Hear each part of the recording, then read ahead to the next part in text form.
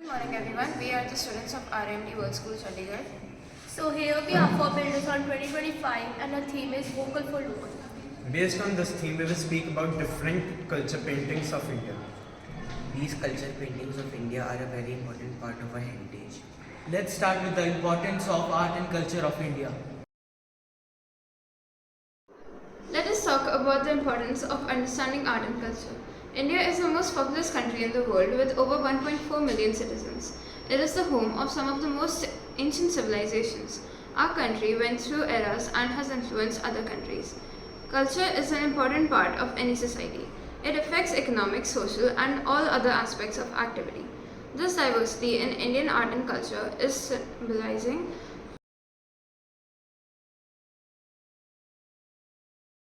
The next painting is CHANDIGARH painting and it is the folk art of Rajasthan. Rajasthani paintings are usually divided into different schools and this painting is from one of the school named CHANDIGARH School of Art. This painting usually depicts the rule of Maharaja Savan Singh in 18th century. Everyone, my name is Manat and I will be explaining different folk art of India. This is Kalamkari painting and it is the folk art of Andhra Pradesh and Telangana. It is the Asian textile art of hand painting on fabric. The meaning of Kalamkari is penwork in Persian language. Now we move on to Tikuli art. The Tikuli art is the traditional painting style from Bihar, famous for its bright colors and daylight designs, painted on glass, wood or hardwood. The word Tikuli comes from Bindi, the decorative dot worn by the woman on the forehead. The Tikuli painting is often shows the scenes of everyday life, mythological stories and the local festivals. Good morning everyone, my name is Bharat and today I am going to talk about Gond art. Gond art is created by the Gond tribe, one of the largest indigenous community. Their painting tells the story of nature, animal and the daily life of Gond people. What is special about the Gond art? It is the use of dot line to fill the images, created the bond and colorful pictures that stand out. Speak about center paintings. So, these paintings are made with local source material like rice paste, rebar, cow dung and natural pigment. Santal people used to paint their walls of huts during the festival. They considered this as a ceremony to express themselves. My name is Divyansh. I will speak on Surai art. In the city of Hazaribagh, Jharkhand, indigenous art form called Surai art is practiced by women. It is a ritualistic art done to welcome kettles and celebrate cattle. The Surai art is used to decorate walls in the ancient times, and now it is used to hang on walls. Rags of cotton are used to make the backgrounds. You can color them with the following: red orchid and yellow orchid. Now we move on to Patua painting. Patua painting, also known as Pattachitra of Bengal, is a traditional scroll painting from West Bengal, dating back to the 13th century. It's created on long scrolls that have old sari fabric at the back.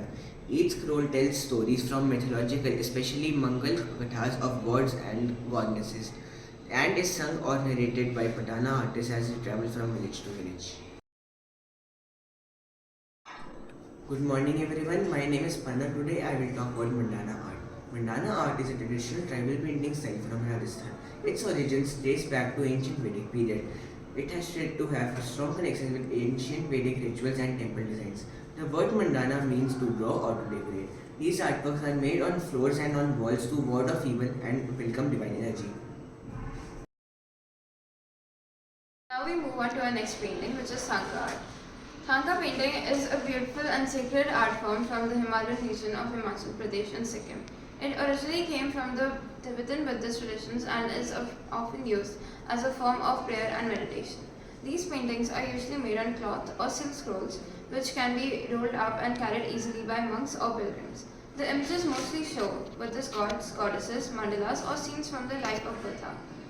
Today, fewer artists practice this detailed art because it takes months of training and precision, but it remains an important part of Himalayan culture, representing peace, devotion, and the deep link between art and spirituality. Good morning, my name is Kangna and today I'll be talking about Sanji art.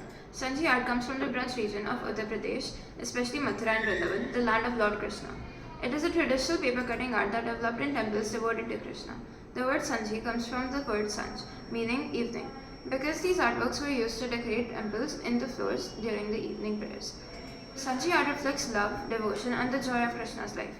It also shows how simple materials like paper can be turned into something spiritually meaningful and visually stunning.